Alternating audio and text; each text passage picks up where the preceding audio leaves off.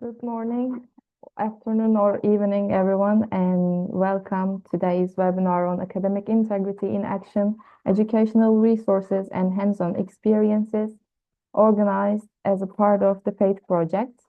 My name is İrem Gürbüz, and I will be guiding you through today's webinar and sessions.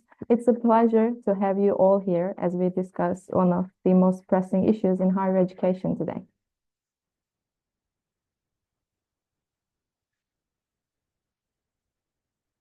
Before starting, here's our disclaimer statement, and I think we can go on with today's agenda. Before we dive into the main sessions, let me give you a brief overview of today's agenda.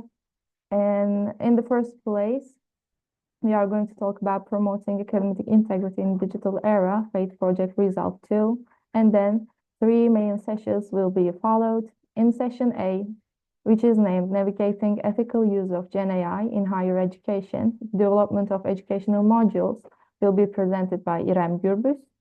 In the session B, Appropriate and Inappropriate Use of GenAI in Education, will be presented by Temel Serdar Yılmaz. And last but not least, session C, Ethical Implementation of AI in the Process of Academic Writing by Burcu Özge Razı, will be presented. After these sessions, we will have a closing part and a Q&A session where you can ask all questions about the sessions conducted today. For those who may not be familiar with the FAITH project, we can give a brief information. The FAITH project, Facing Academic Integrity Threats, is a European-funded initiative focused on strengthening academic integrity policies at both national and international levels. Since its launch in 2022, the project has been working on developing training materials, guidelines, and interactive resources to help educators and students navigate ethical challenges in academia. PR1 focuses on establishing a benchmark for minimum standards for academic integrity policies in Europe and beyond, based on good practice internationally. In PR2 focuses on help academics and undergraduate students to prevent, deter, and detect academic misconduct through evidence-based guidance and training materials. And lastly, PR3 support for victims of academic misconduct focuses on an interactive portal and support network to support victims of academic and research malpractice. One of the key components of this project is Project Result 2, PR2, and it focuses on collecting real-world experiences and educational materials on academic integrity. It also focuses on developing pedagogical tools for ethical AI implementation and designing online interactivities and workshops to raise awareness. The results of the PR2 covers PR2A, PR2B, PR2C, and PR2D. The ultimate goal is to promote a proactive approach to deter academic misconduct while embracing the benefits that AI can offer when used responsibly. The results of the PR2 covers collecting experiences and materials, developing educational materials, and online interactivities and workshops. In addition to these, with the rapid developments in AI, result considering ethical implementation of AI needed, and it resulted in PR2D. With this background in mind, let's move on to our first session. Our first speaker, İrem Gürbüz hocam, will present Navigating Ethical Use of GenAI in Higher Education, the Development of Educational Modules. She will share insights into how these educational modules were designed and their objectives and their potential impact on academic integrity. İrem hocam, the floor is yours. So thank you. Hello, everyone. Welcome again to the webinar and the workshop organized as a part of FAITH project. Actually, it's a pleasure to be here and to share with you an important initiative developed within this project. And this is the creation of educational models that address the ethical implementation, ethical use of generative AI in higher education. So I want to state that as AI evolves rapidly, the impact of academic integrity becomes more significant. So today, I will walk you through why and how I developed these educational modules and why these are very crucial for ensuring ethical implementation of generative AI in higher education. So here you can see the overview of the session actually. So before this, I want to state that what is the issue? So as you may know, AI technologies is advancing at an incredible pace. So sometimes changing month by month or if not weekly basis. So with these advancements, concerns about the ensuring the academic integrity also intensified. AI tools make it easier or jobs and also easier for the students actually to engage in plagiarism, misinterpretation, or the contract cheating. So what can we do? Actually here, the key is the education. I mean, if the students and the educators understand how to use AI responsibly, we can integrate it into our teaching learning processes while upholding the academic integrity. So here are the objectives of the modules. To tackle these challenges, actually, I developed an educational modules with the three main objectives. The first one is ensuring students and educators using generative AI tools in a way that this is support learning and academic integrity. And secondly, these modules provide educators, especially with the tools and the resources to effectively integrate AI tools into their teaching while maintaining the ethical standards. And finally, we aim to create educational modules on ethical generative AI use, covering AI basics, dispelling myths, and the practical ethical scenarios. So when we come to the components of the modules, so each module actually consists of the three issues, three parts to ensure the effective learning while using generative AI tools. The first one is a handout, which summarizes the issues and provides the guidelines for ethical AI use. And the second one is an educational video. These educational videos actually offers an engaging way to learn about the topic. And the third one is check your knowledge activity, including interactive questions or various type of questions also, and real life scenarios to test understanding. So here you can see the modules and the sub issues under each module.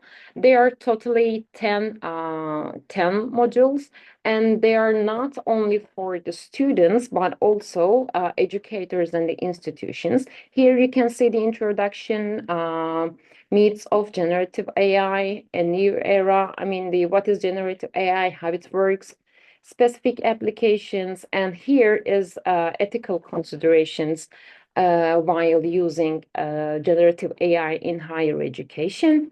However, when we look at the 6A, 6B modules, we can see that generative AI used from the institutions and the educators' perspective. So these, as I mentioned before, these modules are not only for the students, but also for educators and the institutions.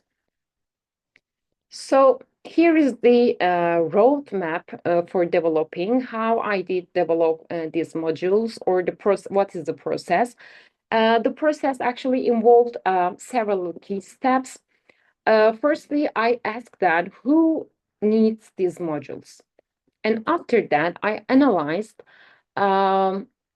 relevant literature and existing practices about the generative AI, ethical implementation of generative AI.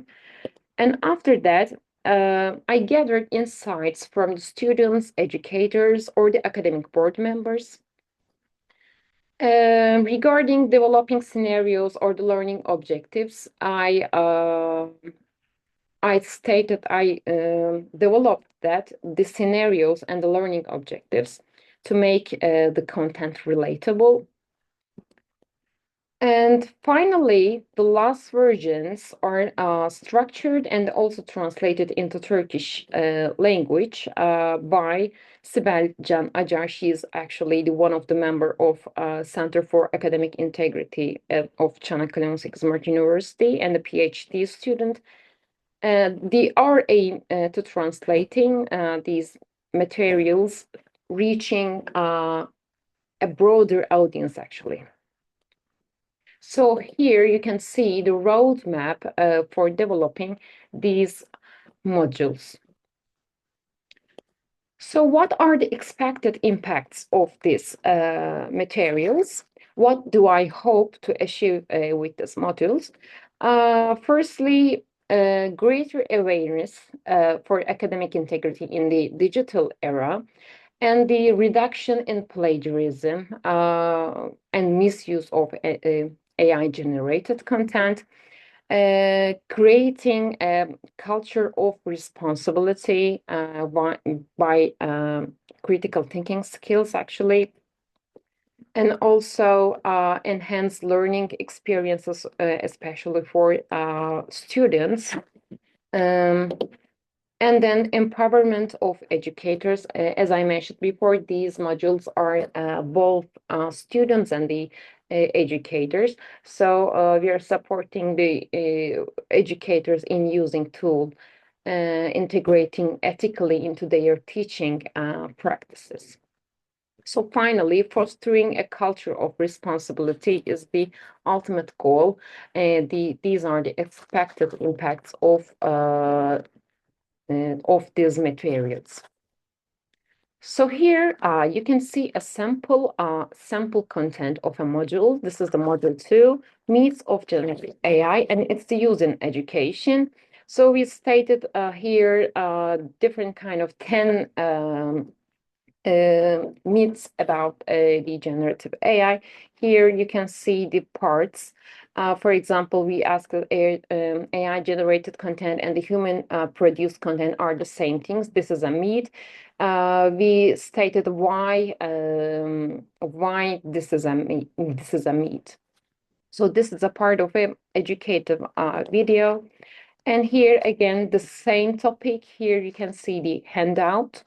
Actually, please, I want you to have a look at this handout because we will make a workshop here. I want to give you a 1 minute if you want. For example, I can say that I stated that AI generated content and human generated content is the same thing. No. Or generative AI always gives us accurate information. No, AI systems are highly accurate, but not error-proof. So here you can see you check your knowledge activity about the again the same module. This is a myth or fact. So what we and now I will share it with you. Firstly, you will read the statements and decide whether it's a myth or a fact about generative AI characteristics. If it's a myth, then state what can be the fact about the statement. So here I want to stop it. And then I will open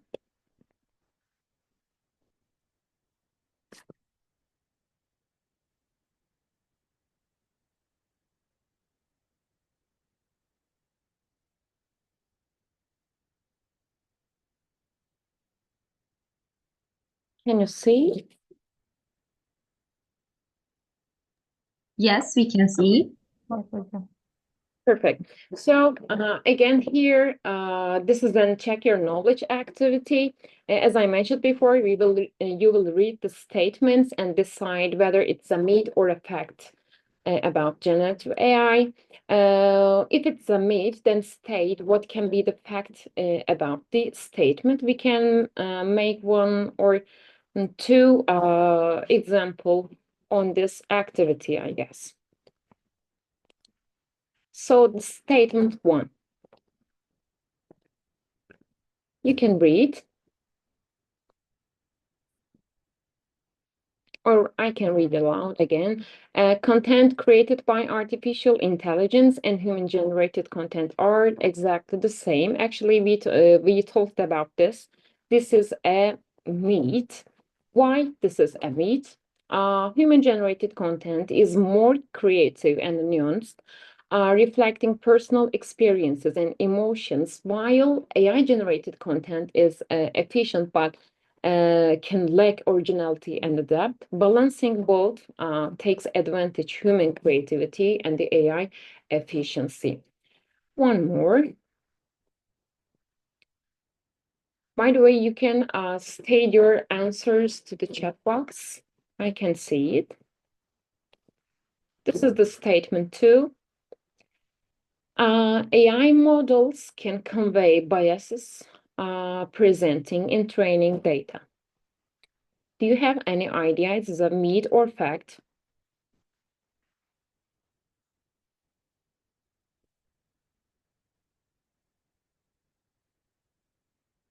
Fact. I believe this is to be fact. Okay, let's see. Yes, this is a fact. Exactly. So let's look at the statement 3. AI systems are incredibly precise and free of errors. What do you think about this?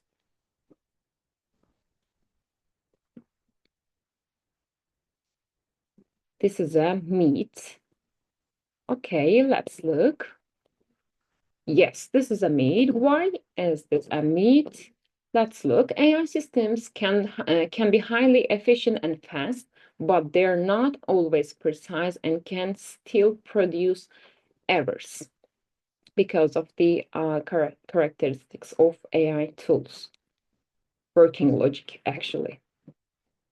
So the last one, AI tools operate independently and possess self-awareness without the need for multiple algorithms to guide them. What do you think about this?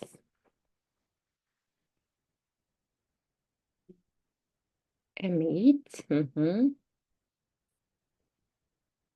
Okay, thank you for your answers. Let's look. Yes, this is a myth. Because AI tools operate based on multiple algorithms and do not possess self-awareness like people. They require human oversight and cannot function independently without guidance. So here you can see one of the example interactive activity regarding the material, I mean the module 2. Now I will interrupt it. And actually, I want to state that this is the end of my part, but I want to again share my screen.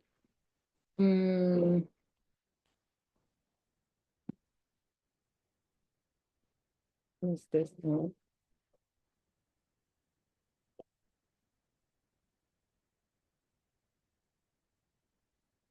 Can you see my screen?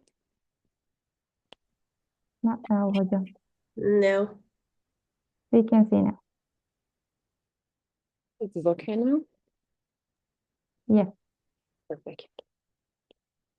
So I want to state that firstly, I want to thank you for your active participation.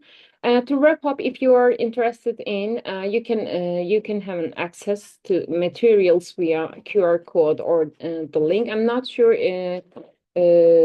I saw that. I think these materials are uploaded to European Network for Academic Integrity site. Here you can you can have an access with the QR code or the link. So thank you for your time and the engagement. If you happy to take any question during the QA session, now I will hand it the webinar to the moderator to guide into the other sessions. Thank you. İrem Hocam, thank you for your precious contribution and webinar session. And now I think we can go on with the session B, appropriate and inappropriate use of GenAI in education. And it is going to be presented by Temel Serdar Yılmaz Hocam. Hocam, the floor is yours.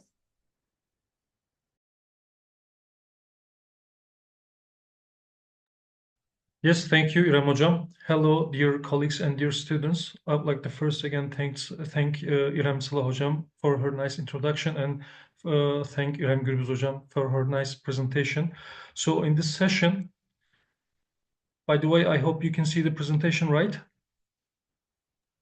Yes. Yes, Hocam, yes. Okay, thank you. I just wanted to make sure. So in this session, I will give you a brief presentation about appropriate use of generative AI in student assignments. And by appropriate, I mean using generative AI within the walls of academic integrity and ethics, of course. So we will first see some scenarios and example situations regarding the appropriate and inappropriate uses. And then we will go on with how we can cite and reference generative AI uses. And finally, we will see again and discuss how we can provide formal acknowledgement or declaration of the uses of generative AI in student assignments. So in this section, I would kindly ask you to try to provide answers in the chat box for these scenarios. In the first scenario, we have Lisa, who is writing a research paper and wants to improve the clarity of her arguments. She inputs her draft into a generative AI tool and asks it to restructure some sentences for better readability. Since she is still using her own ideas and content, she does not mention generative AI use in her submission. So in this case, is she using generative AI appropriately or not? And what's the reason?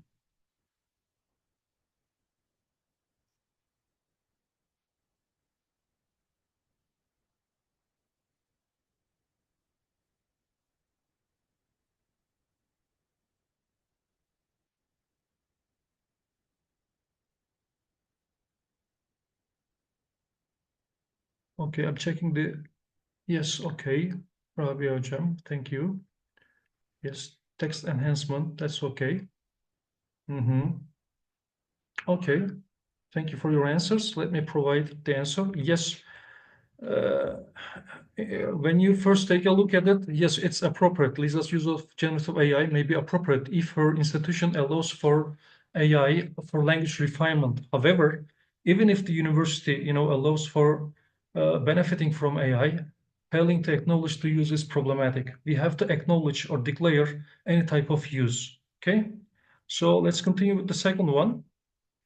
And in this second scenario, we have Omar, who is short on time for his essay deadline. So he asks generative AI to generate a complete essay based on the prompt. He reviews the text, changes a few words, and submit it as his own work. So is he behaving ethically, and why not? What do you say?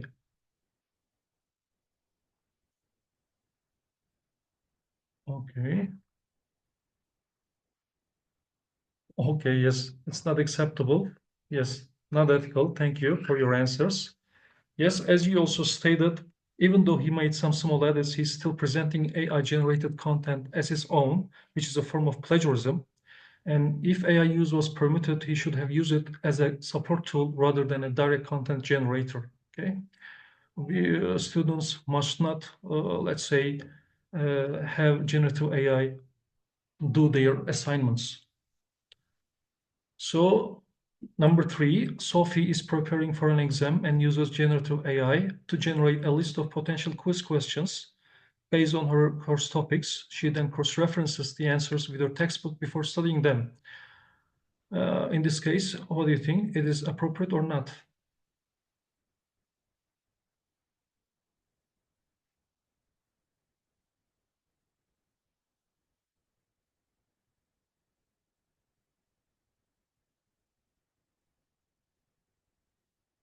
Okay, I'm expecting your answers. So appropriate, ethical, yes. Yes, ethical, ever, yes, a tactic. Okay, thank you. Yes, as you also stated, Sophie is using this generative AI tool as a study tool rather than a way to bypass her learning. And also she's critically verifying the information and using AI to enhance her preparation rather than replace her own effort. Okay, that's why it's an appropriate type of use. And the last scenario, Ben is writing a research paper and needs academic sources to support his arguments. He asks generative AI to generate a list of relevant citations. The AI suggests several references and he includes them in his reference list right away to meet the citation requirement.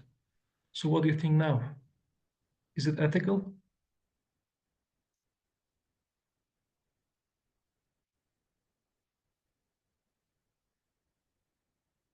Okay. Yes. Okay. Burcu Hocam and Burak Hocam, very nice point. That's right. This is why it's not ethical. Okay. No, he has not acted ethically. Generative AI tools are text generators, and so the sources they suggest may be fabricated.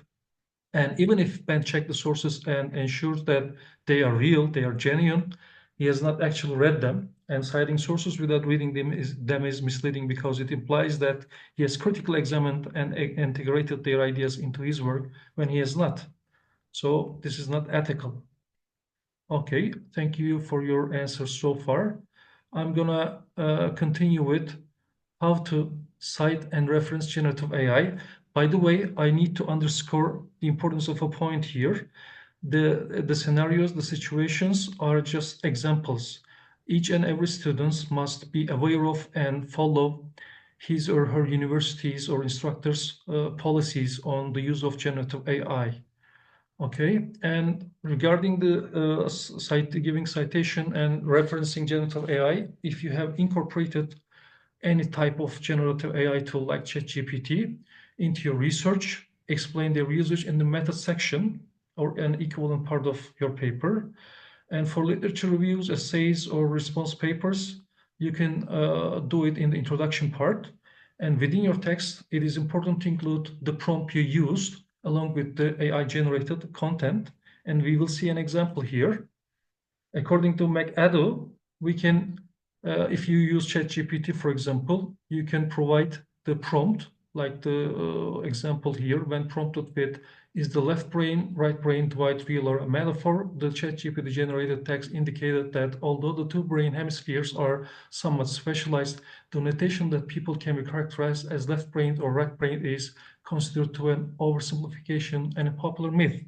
You can give either a parenthetical citation just like here, or a narrative citation. Okay, the important thing is you also need to provide the prompt and how you use the AI generated content. And when it comes to the reference entry, if you use ChatGPT, you can write OpenAI, the title, the name of the, let's say, publisher, because there is no human author here. And the date is only the year is needed here. And as the title, you can write ChatGPT, even though we have different versions like ChatGPT 3.5 to ChatGPT 4, the general name ChatGPT is sufficient, but you also need to, let's say, write the version. And this version may be different for different types of, AI systems. For example, you may need to write version 2.0 or something else, depending on the, let's say, type of tool you are using. And as we are using a software template, in API 7 here, we need a description here, software description, and in square brackets, we can write large language model for ChatGPT 3. However, In the latest version, for example, in ChatGPT 4.0, it works with and let's say produces output, including not only text but also audio and visuals. Now we can call it a large multimodal model. Or if you use, for example, DALL-E or Midjourney to generate some visuals, you can write here image generator. And finally, you need to write the source, but here in this case, as the source, OpenAI, and the author name are the same, we should not repeat it. Just go with the URL or link to the, let's say, AI tool. And regarding the formal acknowledgement or declaration of the use of generative AI, we need to provide some essential information. The first one is the AI system or systems you benefited from. Here, for example, I acknowledge the use of ChatGPT along with its link. And then we need to provide how and why we use the AI system along with our prompts, just like here, to refine the academic language and accuracy of my own work. On the 4th of January 2023, I submitted my entire essay. You can give the link here to your document with the instruction to improve the academic tone and accuracy of language, including grammatical structures, punctuation, and vocabulary. And then the output, what the AI generator produced for you, and how you edited or changed it or modified this output. The output here was then modified further to better represent my own tone and style of writing. Okay, this is an example of how you can give a formal declaration. However, you should be able to show evidence of how you use generative AI in your writing if it's asked by your institution or instructors. You can document your work by taking screenshots or, let's say, video captures of different stages of generative AI collaboration. I suggest keeping copies of prompts and AI-generated outputs, say drafts, used in your assignments, and also make notes on how you integrated and adapted AI-generated content. Okay, this was a brief information about how we can use it appropriately, but if you want to have some more in-depth information, these are the sources I used for this presentation. You can visit and take a look at the sources here.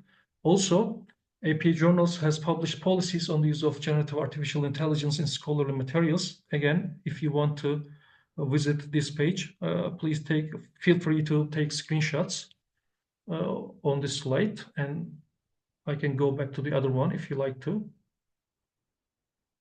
You can also take a screenshot of this slide. Okay, thank you so much for your participation in the scenario cases and for listening to me. İrem Sıla, hocam. Hocam, congratulations. Thank you. For your beneficial session.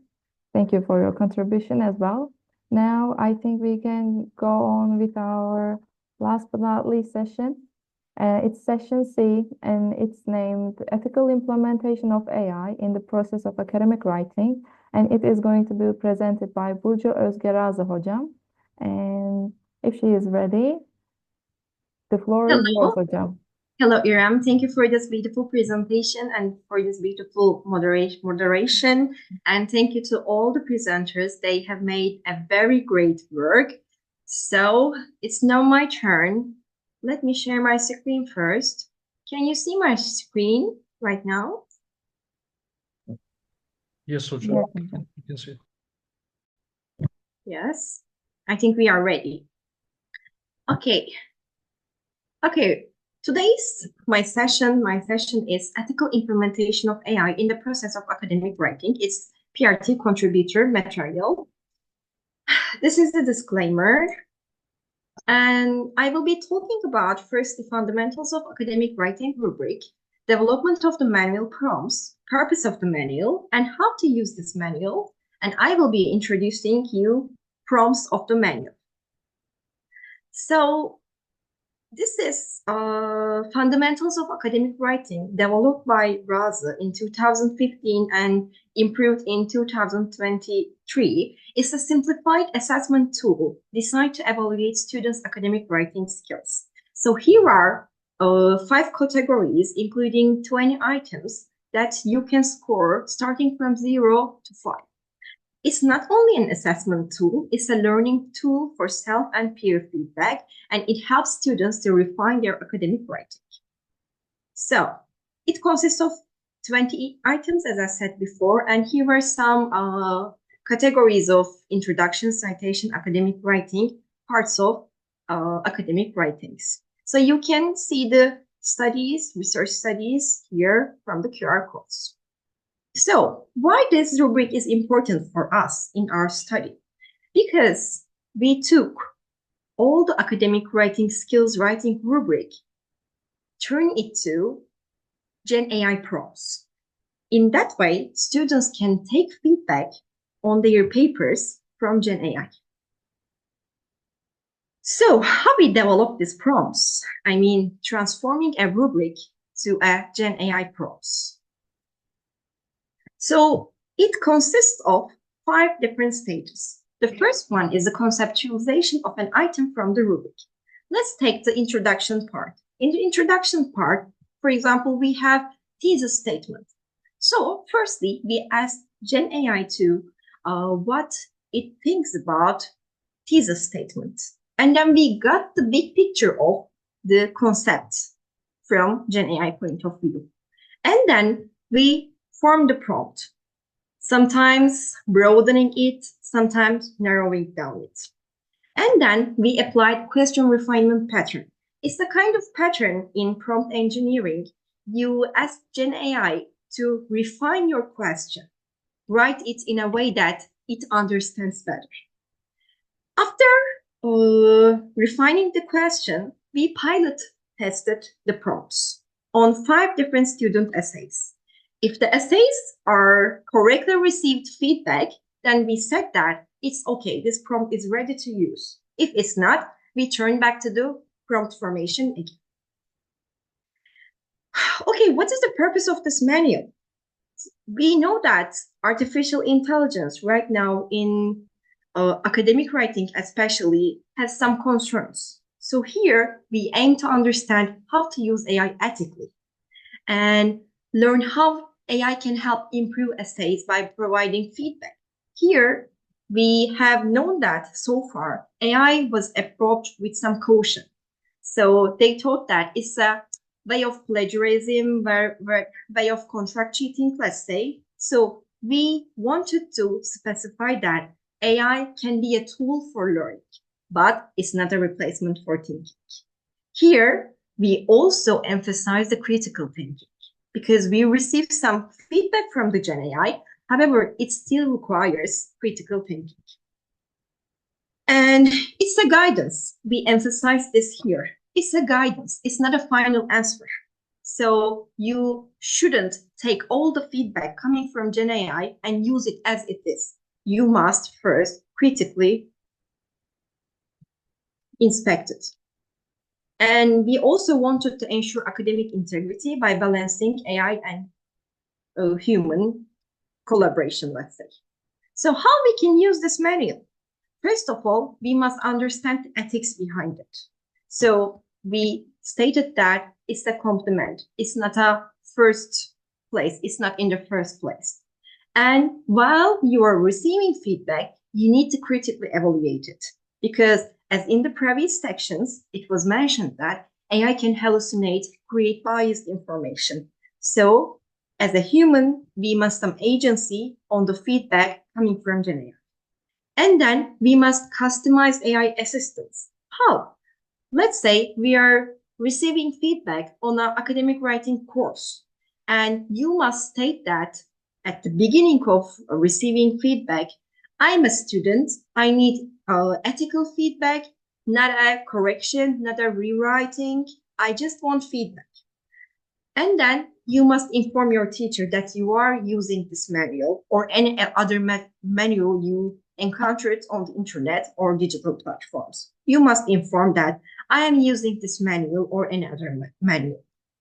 And also you must maintain academic integrity. Here, we mentioned that customizing the AI assistance or critically evaluating. However, even you stated that you want to act ethical, it might still provide you some unethical answers. So you must maintain your academic integrity and you must have some agency here. Furthermore, it's not a final answer for feedback.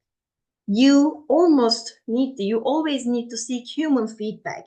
You must, for example, you can show it to your friends that, look, I took some feedback from GenAI. What do you think about the changes I made? And the last one, you must cite the use of this manual. As I said, informing your teacher. In addition to your teacher, if you are, let's say, publishing an academic article or publishing in a journal or any other newsletter, you must cite the use of this manual at which stage you used. Okay, now we have talked a lot about how to use this manual, how to evaluate the prompts, etc. I have some questions for you. Here are some prompts that a student wrote. The first one, rewrite my entire paper to sound like a scholarly article. What do you think? Do you think it's ethical or unethical? Let me see the chat. I am waiting. The first one, rewrite my entire paper to sound like a scholarly article. Unethical. Thank you, İlayda. Yes, it's an unethical prompt. And the second one, how can I eliminate informal phrases and make my writing more objective? Here, I want to provide you some cues. In the first one, you ask someone to come to you prepared as a complete one. Here, you can ask this question to your teacher as well. How can I eliminate informal phrases, instructor or professor? So, what do you think? How can I eliminate? Yes, ethical if allowed. Thank you, Serdar.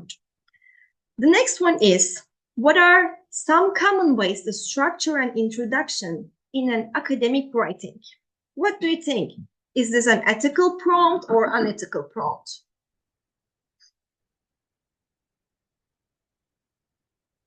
Yes, we can think that it's an ethical one because you are asking how to do something and try to learn something. What about the second one? Generate a full introduction based on my topic. Yes, thank you, Serdar Hocam. Generate a full introduction. Yes, this is not ethical. Thank you, Beste Hocam. So you are asking someone to come to you as a ready-made product. Thank you for your participation. So here are some prompts. I will not be reading them one by one. I will be sharing link to the manual at the end of the presentation. Here you can see, for example, let's look at the first one. Please evaluate the alignment of this essay with the course instructor's topic, etc., etc. Analyze the level of relevance and irrelevance, and provide some evidence, examples from the text, and then assign a score. So each prompt has a scoring at the end of the prompt.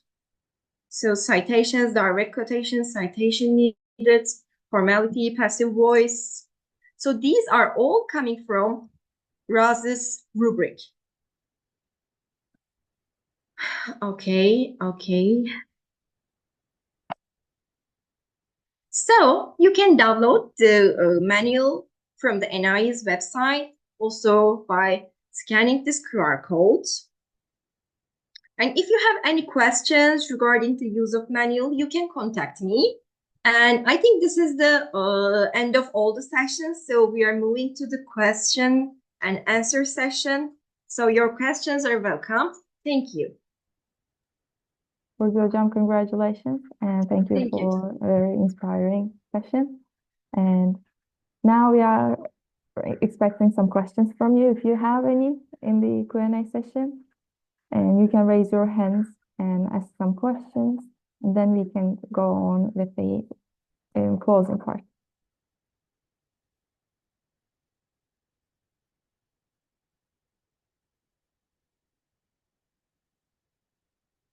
I think Burak Khan Karakoç has a question for our presenters. Yes, I would like to ask what sorts of AI models would regularly be recommended if we are to ever use them in an academic setting, because I don't use AI all that much in my usual work. So I'd like to know if certain models are above others when we're talking academic, when we're talking an academic setting.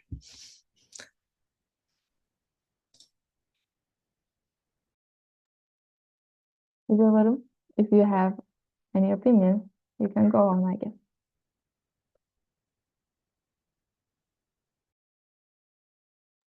Burcu hocam, please. Yeah, thank you, Burak Hocam, for this beautiful and very interesting questions.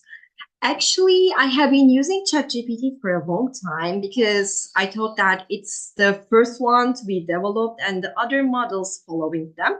But actually, at the core, they are sharing the same, let's say, algorithms. They're all large language models, and they are all using similar databases.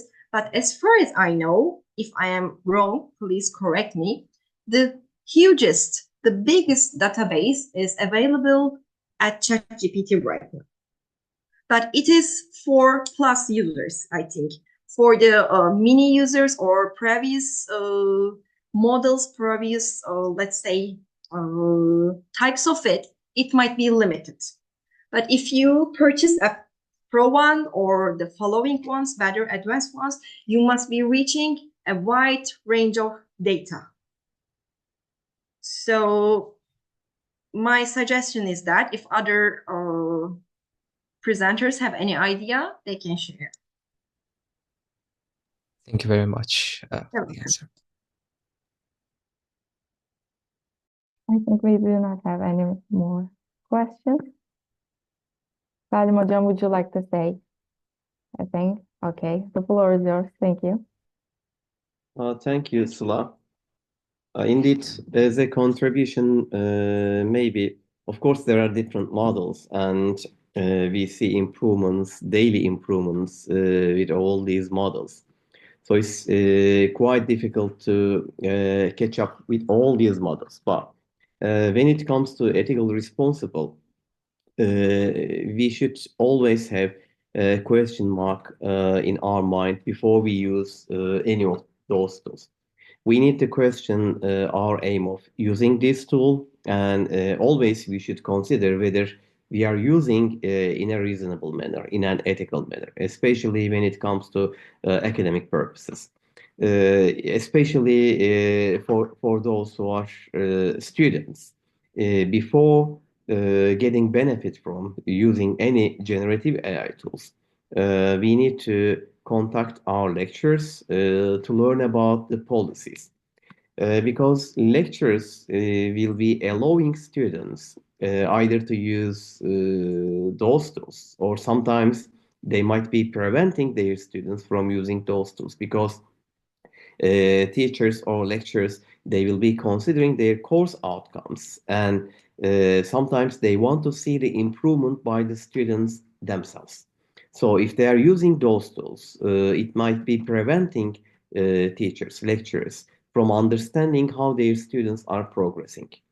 So there will be occasions when students will be using those tools, whereas there will be some other occasions when use of generative AI tools will be considered unethical.